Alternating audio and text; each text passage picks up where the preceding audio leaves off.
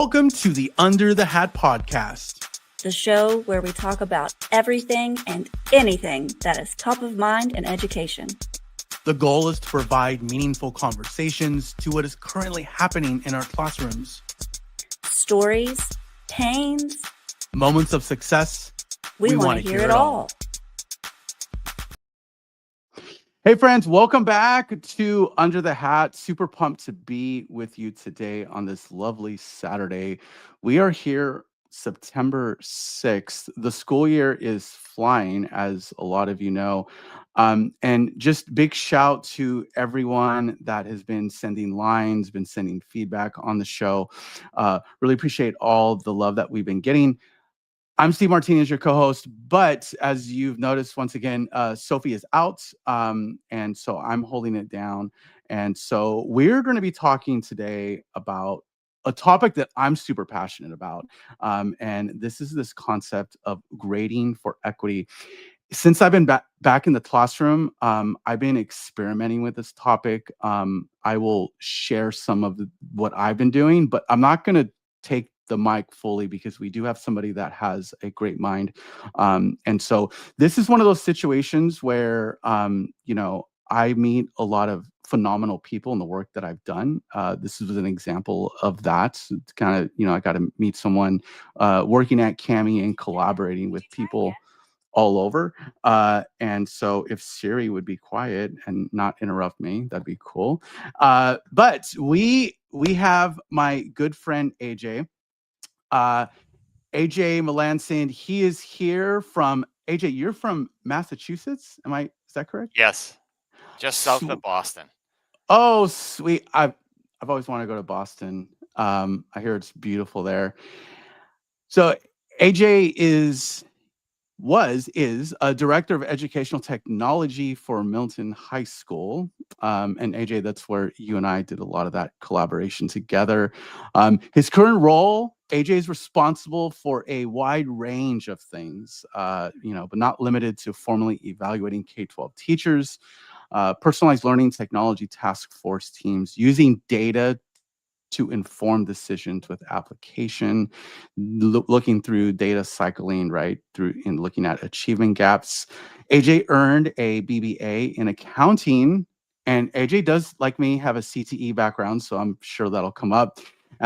Also a master's degree in education from Niagara University. In addition to his business teaching license, he holds a superintendent K-12 principal license. Everyone, please help me welcome my good friend, AJ. Thanks for being here, sir. Oh, thank you for that intro, Steve. I appreciate it. And I appreciate this opportunity to come, again, this mutual passion about grading for equity. So thank you. I appreciate you having me. 100%. Yeah, 100%.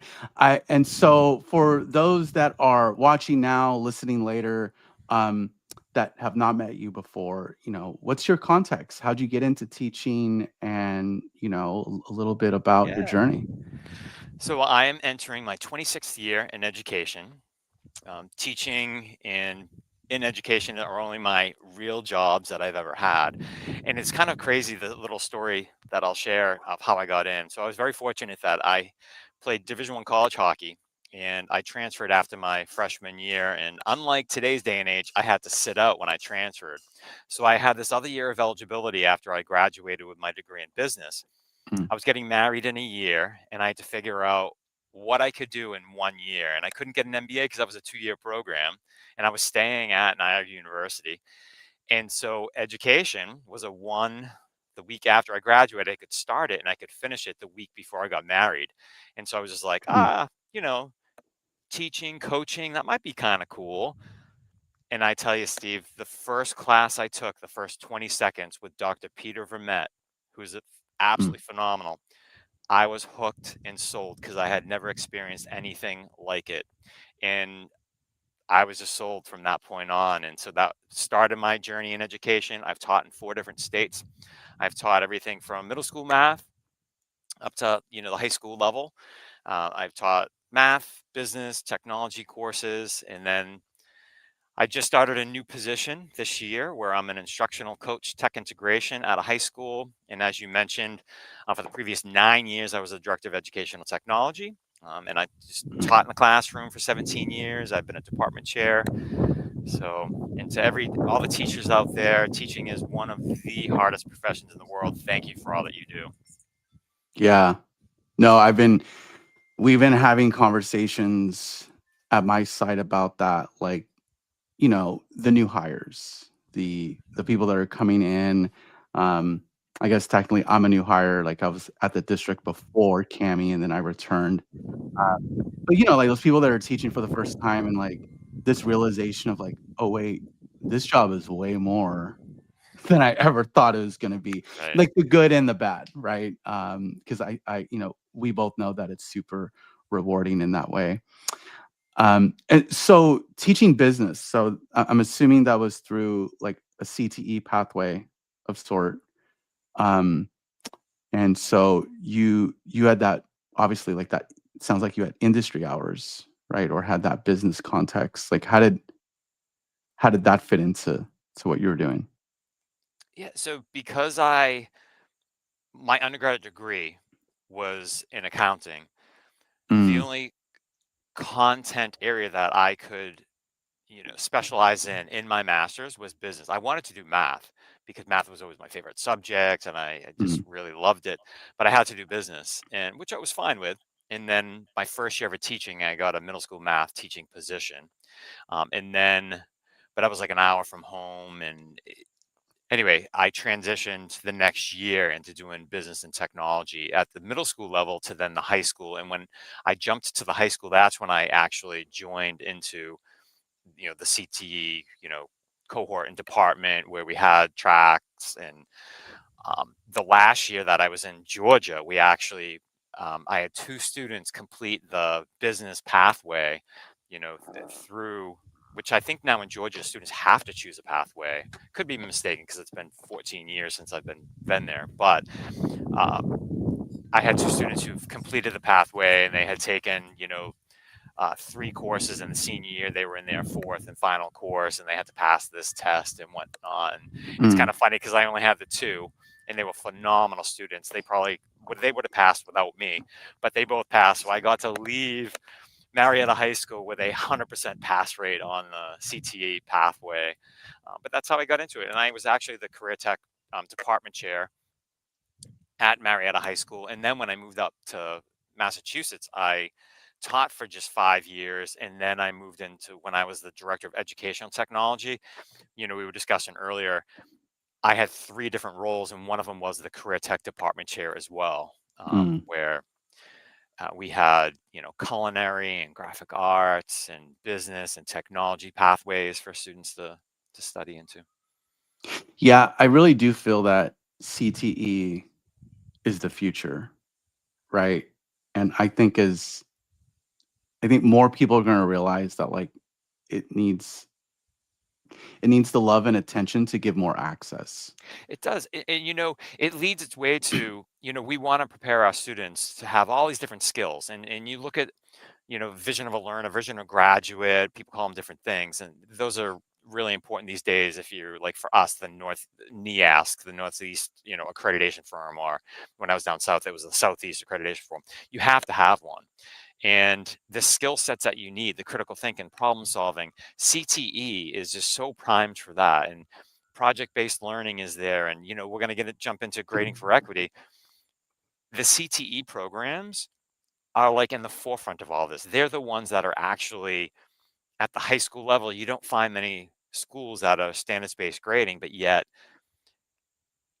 at, Milton High School where I was at, last year in the previous 9, we had a professionalism rubric and we had these standards because we were different across. I wanted to collect data to help improve every student. And so, whether it was time management or whatnot, we had these standards, that we had, and we created rubrics so that that's what we were assessing because that was, in our opinion, the most important. Like, and so it didn't matter what subject you were in, we could assess our students accordingly and come up with strategies. We could, identify the learner-centered problems, establish some problems of practice, gather the data, figure out what was working, what wasn't working, and go from there. And so, everything we did was correlated to the real world. And It just that's where it's at. That's where the students have their most fondest memories, I feel like, were from these classes. 100%. And I when I jump back in the CTE space, I very quickly recognized that like a lot of the best practices, like the research-based instruction Mhm. that we're trying to get our core subjects to do Right. more on the regular, you go look at the corner and like all the CTE teachers are like, well, yeah, of course we're standard based. Of course we're, leaning into creativity, innovation, the communication, the like they're like, yeah, and so I think you're right that they are on the forefront of like the things that we want education to be. Um, it's just what does it look like across a whole school and a whole district? Mhm. Um, and it's also like maybe lack of opportunity, right? Like different districts, different states have different initiatives with CTE. And I come from a district where kind of like it sounds like what you're describing is like we have the culinary, we have the cybersecurity, we have um, more vocational stuff like construction, right? And like, but you go to other ones and like they may have a pathway, maybe. And so I'll be really curious how we all decide to build that out in the future. Yeah. And my new job that I have, we don't have there is not a career tech department. We Mm, have a very strong fine performing arts. There's a couple business classes, a couple computer science classes, but there's no pathway for students to, enroll into and complete. So it's yeah, interesting. It's like you're saying, it's different everywhere you go. yeah, yeah, 100%. So if we can pivot, I do want to make sure that we have ample time talking about this topic of grading for equity, because it's a heavy one. And so I when I returned back to my district just a few months ago, they made me do like the new hire training. And a lot of people are like, Steve, they're making you do that? I'm like, yeah, I don't, but I was there for it. I remember like one of the sessions that I had to attend it was just about grading and what that kind of the district has a vision of what that looks like Mm. moving forward. And they had like an initiative and they equity and like, but it was kind of interesting to hear how triggering this topic is for folks. Be like, and this whole concept of is it a 0 or is it 50? Like if you want to go down that rabbit hole, right? Um, and for me, I kind of like not in a rude way, but I kind of just like stopped everyone. I was like, look, is it the matter of the numbers or is it a matter of it's this super archaic system? Like it's more about the system and less about how we're quantifying this, right? Um, I wanted to share that to kick off this part of the conversation because AJ, like I know that you have a lot to share around this. Um, but when you look at grading for equity, what does that look like for you? Yeah, so first, I always like to try to ground the conversation with traditional grades can be random, arbitrary, misleading, all those kind of just like confusing to kids, causing anxiety. Like it's just, and so my passion for it started when I transitioned to the high school level where I was going to have to adopt a grading category system and percentages that I was just simply asking basic questions of, oh, so why is homework 25% of this grade? And they couldn't Mm, answer me. Like because it was so random and arbitrary and that's what they always did. And I'm just like, okay, interesting. And so my passion started there. And then it just slowly built where I would see different things and I would reflect back on my practices and how it impacted the students and how sometimes it was so, even though I was an elective course, how anxious and it was just in some cases just awful and I just felt so bad. And then to now I just dropped off my son a few weeks ago at college, so I had experience as a parent a student who went through the entire, public education system, and my daughter's a junior. And to have these now experience, I'm even more passionate about it, just to try to help teachers reflect on their practices. It's so, like we keep saying, it's so hard, and there's not necessarily right and wrong. It's just we need to reflect on what we're doing and the impact it's having on students. And so, for me, one of the biggest things with grading for equity is that there's three main pillars, but one of them is trying to remove any sort of behaviors from your grades. 100%. Because if we can limit our judgments, because everyone's different of what to expect with a behavior and what we should be expecting in the classroom. I can't even imagine a student who has 6 to 8 classes and have to remember, oh, this teacher allows us to talk quietly and discuss, and they want us collaborating all the time, to the next teacher where we have to sit silently, and if we don't, we could get penalized for it. And if I don't speak 3 times in this class, well, then I'm going to get a 0 for the day, that whole participation grade. And it's just, yeah, I mean, hey, do you mind if I kick us off with a little personal story? And then you can maybe ask them, you could ask questions about or whatnot. So talking about the participation grade and how, like, it's my last year became my passion, because my daughter, who's a rising junior now, she had a class that on different days, if you did not speak 3 times, you got a 0. And it was either 100 or a 0.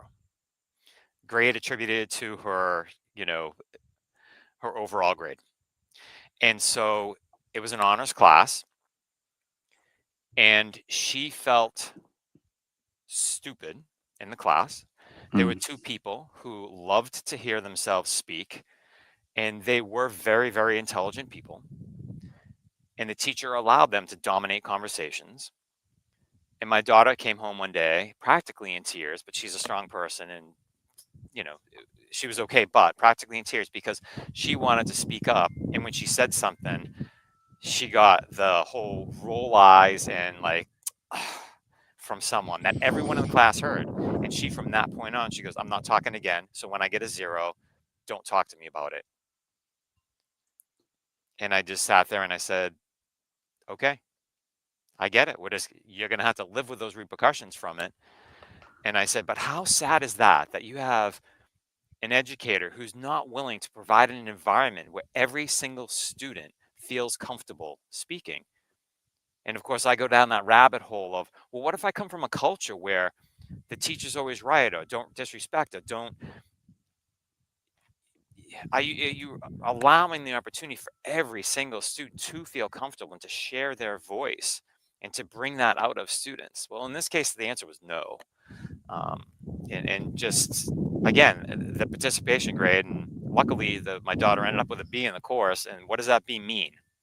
What does an 82 mean? What does a 75 mean? Like, I ask teachers all the time when there's a numerical grade, I'll be like, what does that mean? And they usually just look at me and they don't have an answer. No. So again, I go back to the random arbitrariness of this broken system that you referred to as we started.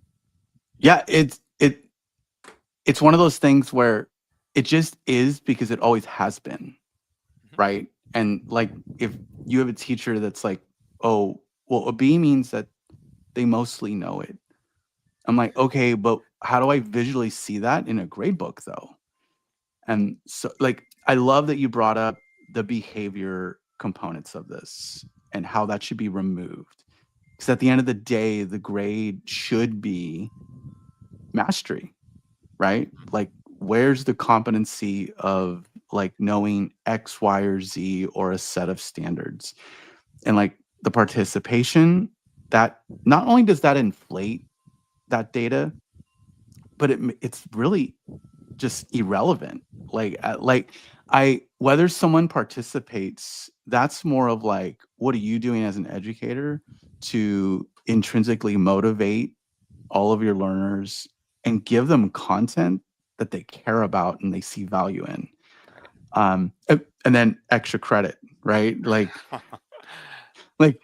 So my class, there is no extra credit, because that's an obsolete thing, right? Like, it's not even needed.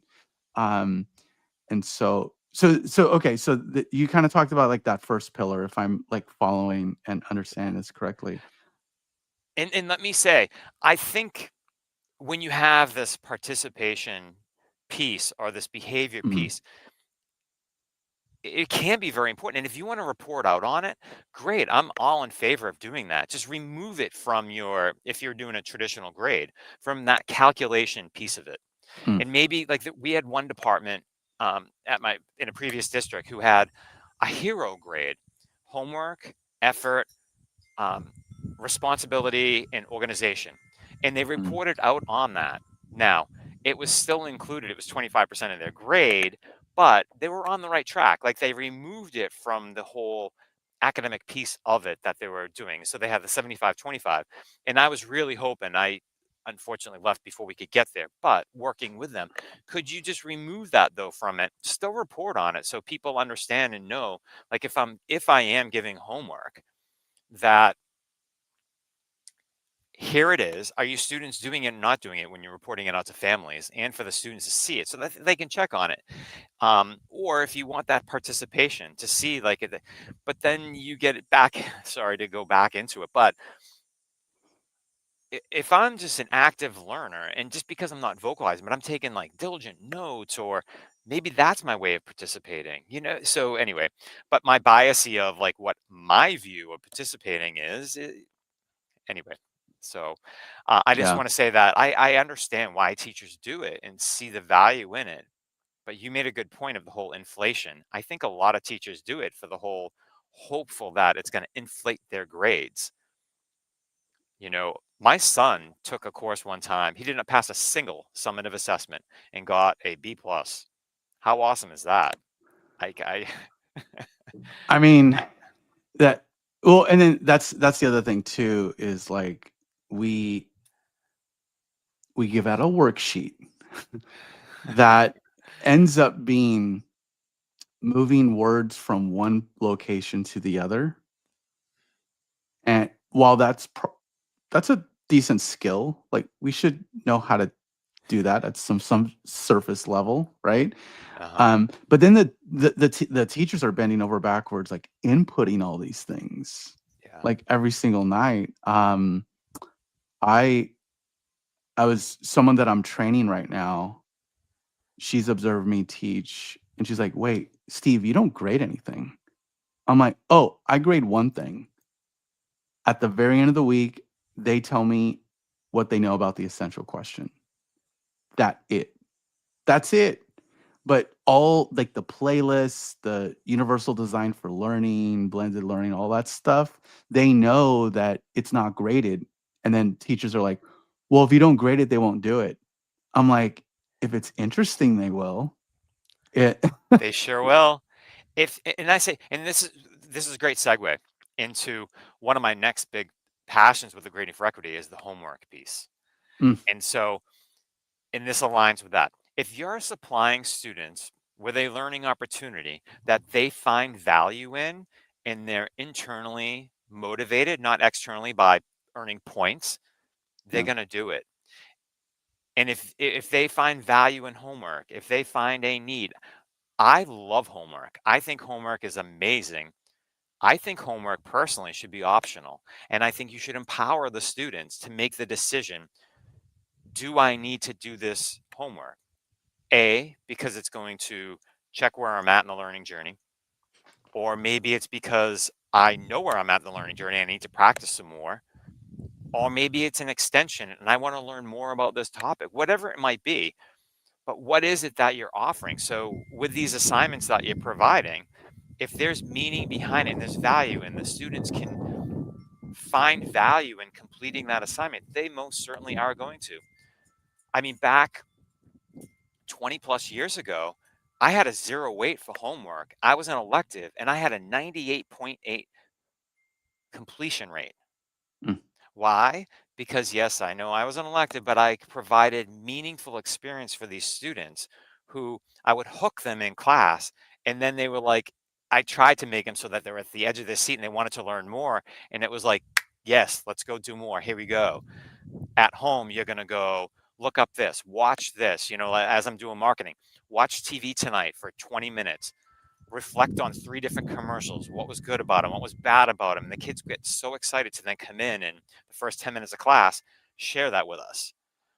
You know, if they're reading Macbeth, like go home tonight and try to find one parallel that what you just read to Macbeth.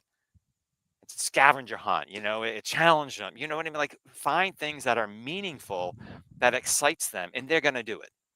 And they're gonna And get excited to do it and want to talk about it. 100%. Yeah. And that, to bring it back, I guess, full circle here, you saying like, oh, it's just an elective. If we can embed more of CTE practices within the core subjects, some of these issues will just resolve themselves, right? Like if you were to sit down a kid, be like, hey, you're gonna learn the quadratic formula. Cool. But what does that even mean to the student? You're like, oh, it's this thing that we have to learn. But if you can pivot in a way where like, no, this is actually how this thing is used in real life, right? And Yes. so I remember being in college where apparently, I'm not a math person, they use the quadratic formula. You know, when you're hitting a road and there's like, because it's a curve, like it tells you like, oh, you have to go 25 miles an hour. I always thought as a kid, I'm like, oh, they probably have to test that Right. dangerously slow when I was a kid. But then I got a little older, I was in college, I'm like, oh, they actually use the quadratic to calculate all that. Right. So that's kind of what I mean. We're like, can we start thinking differently about our core subjects with embedding STEAM, embedding CTE practices like the application, right? And almost backwards design it, be like, Mhm. this is what you need to know to solve this thing. Now let's go learn how to solve it. That's just my little rant on that. But Yeah, that aligns perfectly with the way I think as well, and it's so important. But and so for homework, like I was saying, mm, that's another one of these pieces to the grading for equity. I mean, for any educator out there who assigns a numerical value to a homework assignment that you have graded and you put it into the grade book, my question to you is it okay to make mistakes in your class? mm, And what is the purpose of this homework? And like I said, I think homework is amazing, but what is it and what's the value? Because the minute I assign a homework assignment and then I grade it and it's attached to the grade calculation, the message you're sending to your students is that it is not okay to make a mistake in my class. And that's like so wrong. right. And so that's why I, way back when, was like, no, I'm Mm, going to assign a 0 weight to this. Like, this is part of my learning journey. It's a formative assessment, or it's an extension of the learning process that we have. And you're going to be able to take the learning to the next step versus here it is. So what happens when you assign that grade? It's going to promote cheating. Like everyone thinks, oh, AI, cheating, cheating, cheating. No, like your grading practices are promoting cheating more than the other, piece of more than AI. It's that I need to get these points to get the grade I want to have. mm, Well, no, if you assign a homework assignment that's going to intrinsically motivate them and they're going to find value of it and it's going to improve their process so that in the summative assessment they're going to be able to show mastery of whatever the standards are. That's the purpose behind it, not this random grade. And teachers will always say, yeah, but they won't do it. Yes, they will. They most certainly will if you're finding meaning and value, and that's where AI comes in. Well, I'm sure we'll talk about this at the end, yeah. but that's where AI now makes this so much easier for teachers to come up with ways to make it relevant, to make it, so that students are going to find value, involved in it. Eh, what you're hitting on is something that I speak on often, and that is, you know, this student anxiety, fear of making that mistake, and then how that hinders with building cognitive strength, right? And so I think for me, and AJ, maybe like feel free to like agree, disagree, and like we can have that this discourse on it. But like there's to me, there's a clear difference between grading and assessing. And Yeah, and 100%. because like a lot of what we're talking about here is more of the end game of what we want represented in a grade book. But before we even get to that, like how do we what's the pedagogy and like what's going on before that? Like don't punish someone out of the gate for not knowing anything because that's your whole point. That's your whole existence is to pass knowledge, right? Right. And the assessing is and maybe even take the word assessing out, like the feedback. What does that feedback look like ongoing that promotes a safe space? Right. Yeah, no, absolutely. And there's such a huge difference between grading and assessing. And I always use the word assessing, and because that's going to be the feedback that you have. And Mm, when I get into discussions with educators about this, a lot of the time they're saying, "Well, I just don't have time to give constant feedback and this and that and then assess. Am I supposed to assess every single homework?" No, but if you allow the students to personally assess themselves, maybe you did give a worksheet for whatever reason, that is, but there's an answer key and they can self-assess themselves for it. The assessment piece is huge for this learning, journey. And it brings me to my next point that I'm passionate about with grading for equity, the whole redo retake in mm, assessment. And this follows along with what you just said, Steve, about this learning journey and the formatives that we have along the way to check. And so I'll start this piece of it. I worked with a sixth grade science teacher who is one of the most spectacular teachers I've ever had the opportunity to work with. And this teacher still has work to do, but the way they're going about, I brought this teacher in to present to our whole entire leadership team 3 years ago because I loved what this teacher is doing so much. And so at sixth grade, so middle school, they still have traditional grades. mm, However, this teacher didn't agree with that, and that's fine.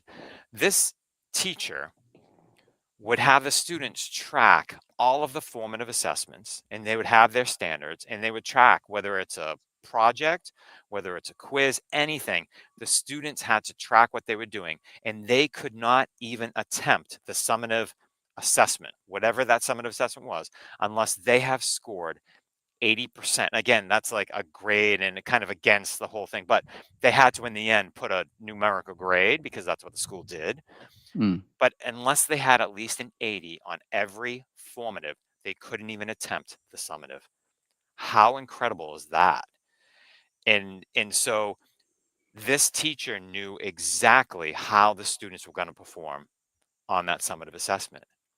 And so it's very controversial to, in some cases, to talk about the whole redo retake because some are just so dead against it and others are like so no adamant for it, and you get into these heated discussions in departments, especially where one is on one extreme, one the other, and then there's the people in the middle that are just like, I don't care, just pick one.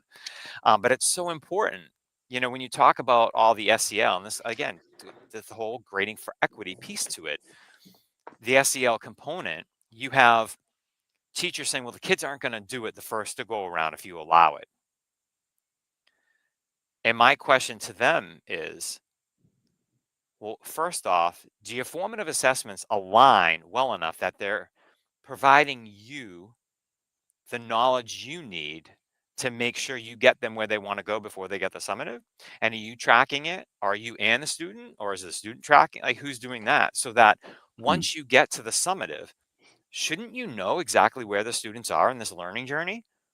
And like in the case of this sixth grade teacher, well, they couldn't even take it. No, sorry, you're not ready.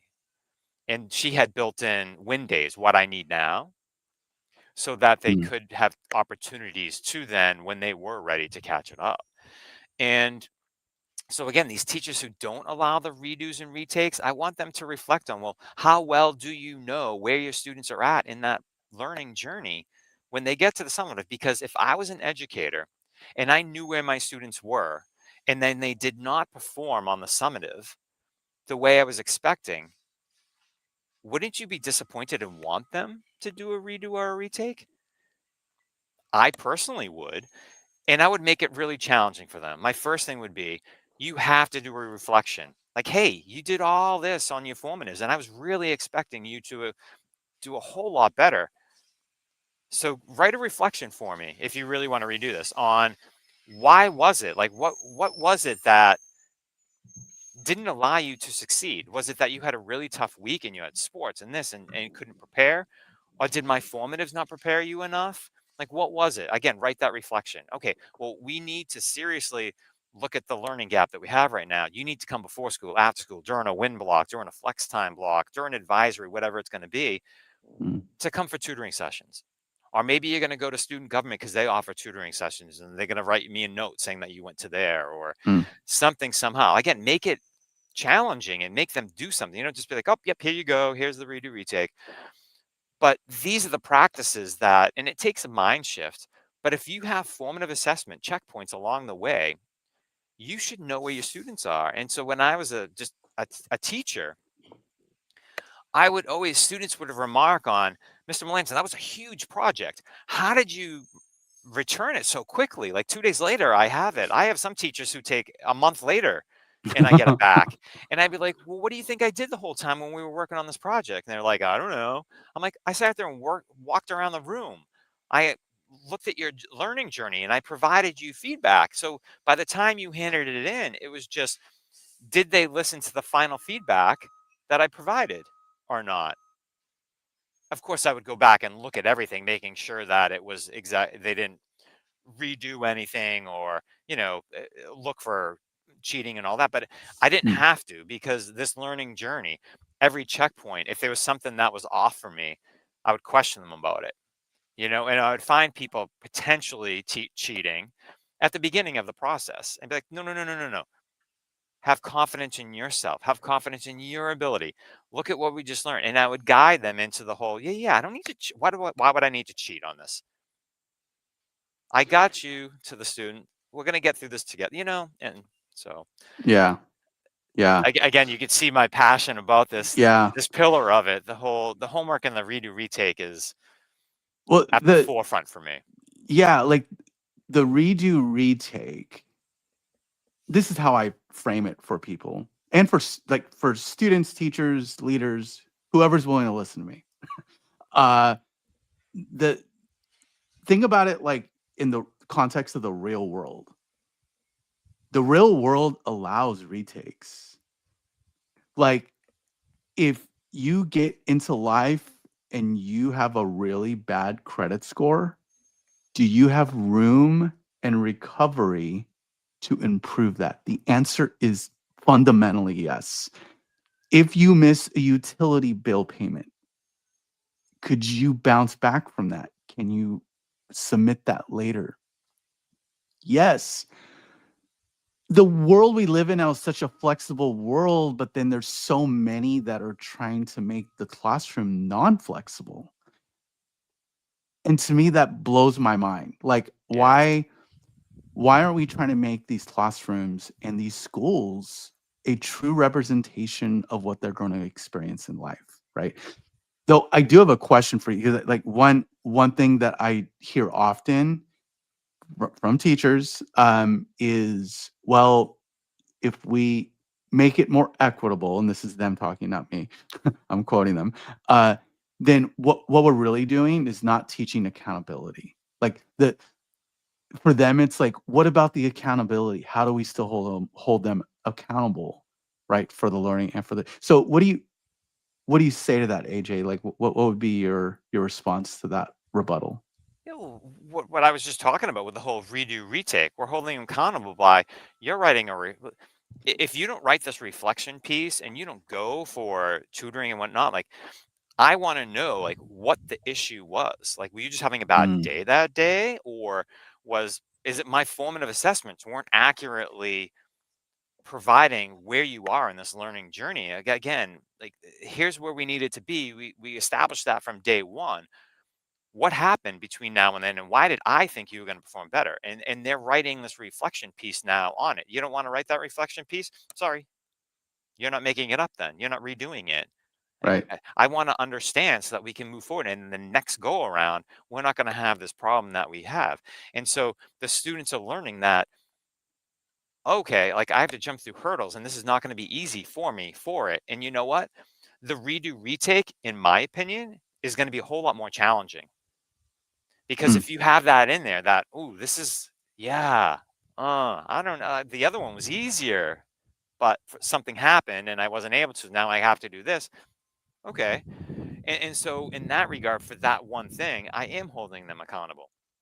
With the homework, if I'm a 0%, and yet these homeworks are opportunities for students to grow, extend, check on where they're at in the learning process, I'm holding them accountable because I'm going to report on this, and it's going to be there for everyone, every stakeholder to see whether or not I'm doing these or not.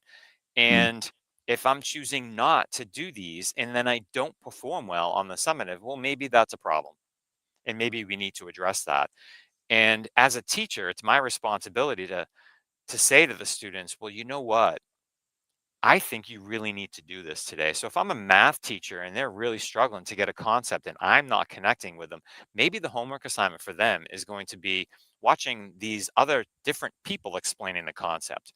Or maybe I'm going to try to pair them up with someone else that can explain it a little differently, because even though I cringe at sometimes what I did as a teacher, and like I'll never forget this one time I taught this, what I thought was this great lesson, and of course it was me up lecturing for 15 minutes to then go walking around the room as they were working on the project that applied to what we had just learned, and a student was watching a Khan Academy video of the concept, and I took such offense to it, and I'm like, why? That was amazing. Like that they were Yeah. like, yeah, I didn't get you, Mr. Melanson, but you know what? I'm getting it from that. Yeah, anyway. So I think that if you do these practices, you are holding them accountable for it. And you are holding them like they need to track their progress on the learning. And you're empowering them to make these decisions of how much more do I need to study? Do I need to go for help? And we're there for them, and there's no excuses, but yet we're removing all of these learning barriers that could potentially be there. And so this is why it's so important that we think about these things, and we reflect on what impact we have in these decisions that we're making in terms of these grading practices. Yeah. Yeah. And this is, if we can pull this back to way earlier from within this conversation, you kind of spoke on like students going from class period to class period. They're presumably and probably realistically experiencing very different things.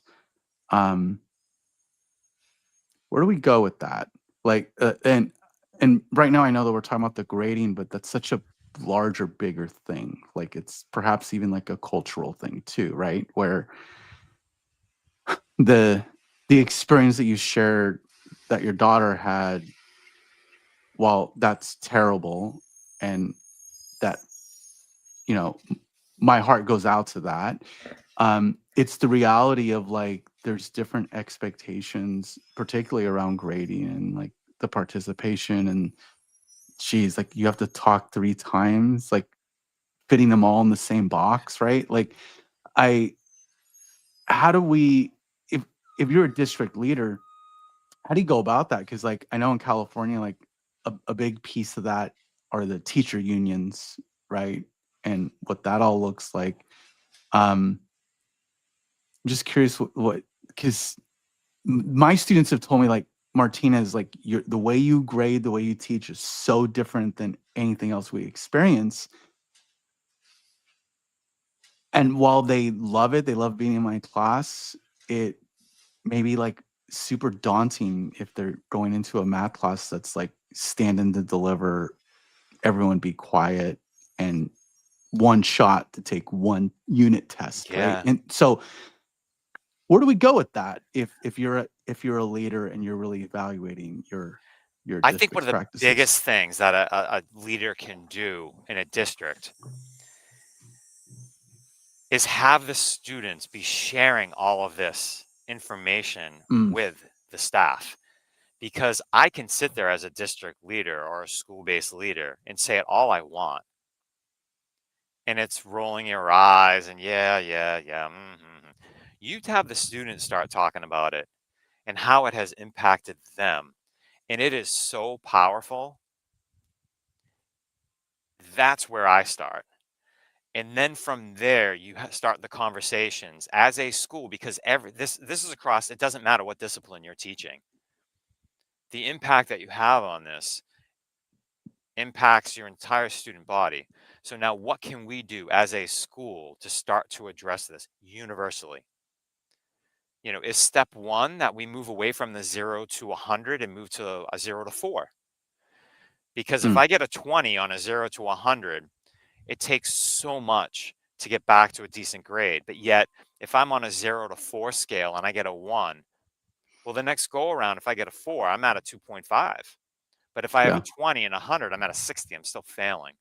Mm, So little things like that you could consider.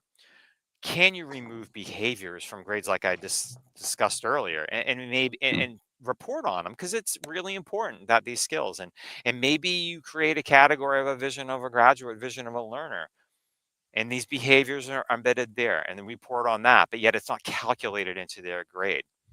And so I would start with students and have these students provide these meaningful, and maybe it's the start of every faculty meeting, 5 minutes. Student A, here you go. Tell them about this one experience that you've had. Next one, student B. And so for me, anytime I started a meeting, I would have a DEIB activity. And sometimes I would mostly it was like a vignette that would start a conversation about what happened. Some of them were like extreme and it was like kind of easy, but the point was I want to start to keep that in our heads and we could reflect on it. And so I would bring about scenarios like these grading practices mm. into my conversation, and it would just be the first 5 minutes of a meeting. Sometimes because we were getting really heated and into it, I'd allow it just to go, and then other times like, all right, we have a quick agenda that we got to get to, thank you, let's bring that back next time. So maybe you start with there. Yeah. I I love the concept of like starting with the students, right? Um, Part of what I do for my assessments on the rubric, it's a whole piece on feedback, Yeah. and I'm evaluating them on how they're giving me feedback. And so, and this is so my I'm not going to get into the weeds because it's not about me right now, but like the the students are, it's all oral assessments, and I can no way take credit for that for this. Like, and for those that are listening, we're gonna have Star Saxton. I don't know if you know Star, AJ, like brilliant mind with like hacking the assessment. That's the name of her Mm. book. So she's gonna be on. Really look up to her. So like a lot of the stuff that I do with assessments, I was really inspired by her, and like it's this concept of like they're through Cami, they're they're talking out everything that they know, and that's the only thing that gets graded. But part of that though is like, how am I doing? And it's what you're hitting on. It's like I'm hearing from kids and what's working and what's not, but it's also leaning into the metacognition of things. We're like, Right. oh, your flip video really helped me understand this thing, or this other thing actually did not really work for me. And like it's collecting data on not just the student achievement but the teacher achievement, right? And um you did, to close it down, that rant, you did have an acronym earlier, AJ. Is it DEIB? Is that? Yeah, diversity, equity, inclusion, and belonging. Oh, okay, okay. That's all. Okay, I just Yep, want to make sure that. diversity, equity, inclusion, and belonging. Awesome, awesome. Yep. Yeah, really love that. AJ, this has been super fun, man. I've always enjoyed our little chats. Yeah. This one has been the best one, I think, because we got to just talk I shop. And know. Yeah. yeah, really appreciate all of that. We are coming up to that time though, AJ, if you don't mind, where I asked that one consistent question that will get asked regardless of what happens throughout the show, and that is, what is under the hat? What's top of mind for you in education? What is something that we need to be talking more about? Probably no surprise of anyone, it's definitely AI, and Mm, specifically AI literacy, and how, especially now that I'm in a new district and a new role, firsthand seeing how this school district that I'm now in is so much further behind than what I just left. And mm, AI literacy for all stakeholders is so imperative. and so critical, from the leadership team to the families and everyone in between, teachers and students. What is it? What is acceptable? What is not acceptable? How are we preparing for these students for the real world when they get there, and how they are going to be using AI no matter what field they go into, to preparing kids for college, and what are they doing in the college level? Like I said earlier, I dropped my son off at college, and his English syllabus, I had to read through it. I was so curious. Mm, And one of the first things on that syllabus was, will we use AI? Yes, it's expected. And this is how we're going to be using it, which kind of goes along with, the school districts need to have, for the first few years, it was, oh no, we can't have a policy and guidelines. Yes, you shouldn't. You need to, because teachers are salivating over direction with this. What is acceptable and what is not, according to the district. mm, And for me, when I left Milton, we were in our second iteration of our policy and guidelines, and they're evergreens. They're going to change all the time. Like, we can't just, yep, here it is, and put it on a hook and hang it up. No, it's going to completely change. Like, I look back on my first guideline where I'm saying, yeah, you really, teachers, you have to know which AI detectors are there. And I looked the second time around, I'm like, oh my gosh, I can't believe I cringe at that. Like, that's what I had in my first one, but that's all I knew. And I yeah. supplied them with 10 ones and 10 different ones that they could potentially use. And now I'm like, do not use an AI detector. Use something like revision history, to help you out. But on top of that, you should be having conversations with your students and be part of very, very, you know, a critical piece of their learning journey, so you know where they're at, and they don't have to rely on the AI until the end. And maybe that's where they're going to be using the AI. Or, talking about this whole equity piece, you know, my students are very fortunate, meaning my own two kids were very Mm, fortunate where they had two educated parents who were willing to help any and all times. But what about the students who don't? And right. maybe they have a single parent rather, and that parent works nights and they're not even around for them. Guess what? AI can be an amazing tutor for them. Could be. Again, AI literacy. How do we do that? How do we train the teachers to then provide that opportunity for the students? How do we provide the AI literacy for the students so that they're understanding how they should be using it? I'll never forget, before my son went off, my son has a learning disability, and part of it is reading comprehension and slow processing speed. And so I'm like, I really need to show you this one application called Diffit. It's one of my Mm, favorite ones for changing reading level. I go, and no one yeah. will ever have to know. But if you ever can't comprehend something that's going on, I said, bring that text into Diffit and change the reading level. Change it to third grade if you have to. It doesn't matter what level you're changing to. No one's ever going to know. But if that's going to allow you the opportunity to comprehend what you're supposed to know, use it. And he'd be like, well, I can't do that. I can't use AI in college and this and that. And I'm like, yes, you can. Yes, you can. And I said, if that is going to be allowing you the opportunity to remove that barrier for you to learn, I guarantee you they would be in full support of it. And then to my daughter, where I had her last year, one of her last essays in English, I said, you did a fantastic job on this, sweetie. Awesome. I'm proud of you for it. Your mother has looked at it. She did it. I go, but let me just show you how an acceptable way to use AI. I can't use AI. This is English class. I said, you most certainly can. I said, we're going to upload the rubric right now. And then we're going to take your essay and we're going to put it in and say, what did we miss? What can we do? How can we do better with this? What's wrong with that? What's the difference between doing that and having me now look at it? Because she was like, oh, mom looked at this. Da, da, da. Can you take a look at it? And I'm like, no, this is what we're going to do. And again, like, you have students out there who don't have this opportunity to ask families, loved ones, to take a look at something. Well, you do have AI, out there. In my new district that I'm at, we have what's called the METCO program. And because the school district is predominantly all white. And so what they Mm, do is they actually bus in students from Boston to diversify their population. My first question was, do they have Wi-Fi on the buses? And they just kind of looked at me, and I'm like, do they have Wi-Fi on the buses? Because these students spend an hour to an hour and a half each way to get to our school. Says, do they have Wi-Fi? No, they don't have Wi-Fi. I said, why not? And immediately the wheels started clicking, and they're like, oh. And I'm like, why don't you do a needs assessment? Would you use it? And like, well, they can use their phones. Like, how do you know they have a phone that has Wi-Fi? Just because they have a phone doesn't mean it's connected to anything. That could be all Right. show. Mm-hmm. And all of a sudden they're like, oh, I get it, AJ. And I said, try it. I'm like, how hard is it to get a hotspot and run it on a bus?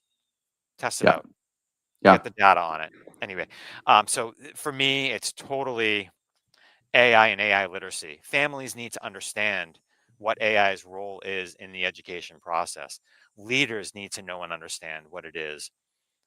Data privacy is a huge piece of this too. And so the cost of it. So I only promote ones that in our districts that we have a data privacy agreement, whether it's the teacher using the application, the student using it, don't care what it is. We have to have a data privacy agreement in place if you want to use it.